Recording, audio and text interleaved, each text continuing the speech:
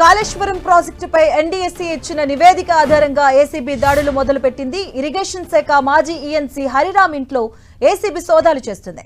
ఆయన నివాసంతో పాటు మొత్తంగా 14 చోట్ల ఏసీబీ రైడ్స్ కండక్ట్ చేస్తుంది. కాళేశ్వరం ప్రాజెక్ట్ డిజైన్ లో ఇరిగేషన్ శాఖ మాజీ ఈఎన్సీ హరిరామ్ కీలక పాత్ర పోషించారు. ఇక ఈ ప్రాజెక్టుపై ఎన్డీఎస్సీ 2 రోజుల క్రితం ప్రభుత్వానికి ఇచ్చిన నివేదికలో హరిరామ్ గురించి పలు కీలక అంశాలు ప్రస్తావించింది. కాళేశ్వరం ప్రాజెక్టులో పెద్ద ఎత్తున అవినీతికి పాల్పడినట్లు ఆరోపణలు ఉన్నాయి. దీంతో హరిరామ్ ఇంట్లో ఏసీబీ సోదాలు చేస్తుంది. ఇదే అంశానికి సంబంధించిన పూర్తి అప్డేట్స్ మా కరెస్పాండెంట్ సునీల్ అందిస్తారు. సునీల్,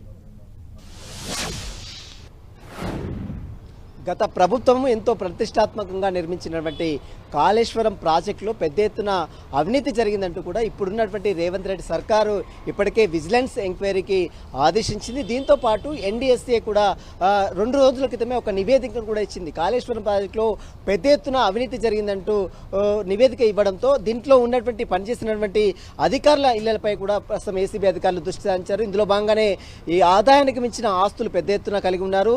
కాళేశ్వరం ప్రాజెక్టు పేరుతో పెద్ద ఎత్తున అక్రమాలకు అవినీతికి పాల్పడ్డారంటూ కూడా ఈరోజు కాళేశ్వరం ప్రాజెక్టులో పనిచేస్తున్నటువంటి ఈఎన్సీగా పనిచేస్తున్నటువంటి ఈ హరిరామ్ నివాసంలో ఈరోజు ఉదయం నుంచి కూడా ఏకకాలంలో 14 చోట్ల ఏసీబీ అధికారులు సోదాలు నిర్వహిస్తున్నారు. ప్రస్తుతం మనం చూస్తున్నటువంటి ఆదిత్య రాయల్ ఫార్మ్స్ సంబంధించినటువంటి విల్లాలో, గేటెడ్ కమ్యూనిటీ సంబంధించిన విల్లాలో ఈరోజు ఉదయం 8 టీమ్స్ ఇక్కడికి చేరుకొని అతనితో పాటు తన కుటుంబ సభ్యుల నివాసాల్లో కూడా ఏకకాలంలో 14 చోట్ల ఏసీబీ అధికారులు అయితే సోదాలు నిర్వహిస్తున్నారు. ఇందులో ప్రధానంగా మనం చూడవచ్చు, కాళేశ్వరం విషయంలో 2 రోజుల క్రితమే NDSA national dam safety authority ఒక నివేదికనిచ్చింది. ఇందులో పెద్ద ఎత్తున అవినీతి జరిగింది, అక్రమాలకు పాల్పడ్డారు, ఇందులో ఆదాయానికి మించిన ఆస్తులు కలిగి ఉన్నట్లు కూడా పెద్ద ఎత్తున ఎన్డీఎస్ఏ ఇచ్చినటువంటి నివేదిక ఆధారంగా 2 రోజుల క్రితమే నివేదిక ఇచ్చింది. ఆ 2 రోజుల నివేదిక ఆధారంగా అటు ఏసీబీ అధికారులు ఈరోజు ఉదయం నుంచి కూడా అటు ఈ ఈఎన్సీగా పనిచేస్తున్నటువంటి హరిరామ్ నివాసంలో సోదాలు అయితే కంటిన్యూ కొనసాగిస్తున్నారు.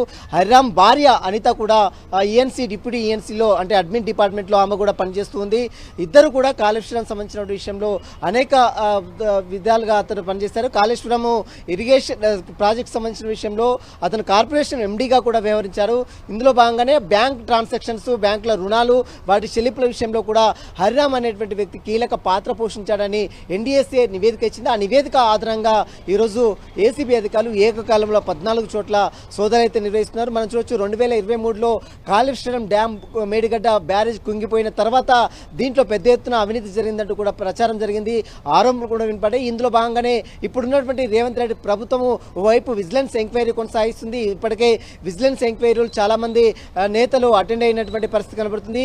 హరిరామ్ కూడా గతంలో అధికారుల ముందు హాజరై అతను కూడా వివరణ ఇచ్చాడు. అయితే బ్యాంకుల నుంచి తీసుకున్నటువంటి రుణాలు, వాటికి చెల్లింపులకు సంబంధించినటువంటి అంశాలు, వీటికి సంబంధించిన విషయంలో పూర్తిగా హరిరామే పూర్తి బాధ్యత వహించాడు. కాబట్టి అతనికి సంబంధించిన విషయంలో పూర్తిగా ఆధారాలు ఏసీబీ అధికారులు సేకరిస్తున్నారు. ప్రస్తుతం అయితే సోదాలు అయితే కంటిన్యూ కొనసాగిస్తున్నారు. సోదాలు కంప్లీట్ అయిన తర్వాత మరి హరిరామ్ పై ఎలాంటి చర్యలు తీసుకుంటారని మాత్రం చూడాల్సింది చెప్పవచ్చు. మధు.